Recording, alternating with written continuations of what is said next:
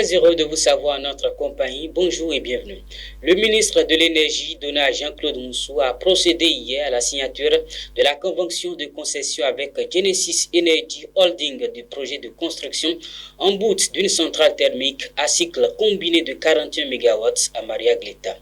La cérémonie s'est déroulée en présence du ministre d'État chargé de l'économie et des finances, Romiad Wadaï. D'une durée de 20 ans, le coût du projet est estimé à 30 milliards de francs CFA.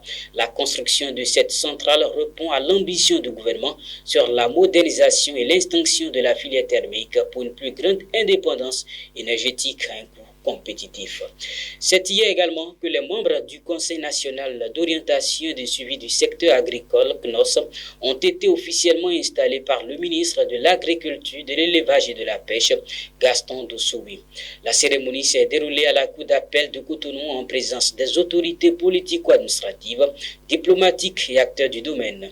Composé de 23 membres, le CNOS a pour mission de suivre, d'orienter et de réguler les activités du secteur agricole.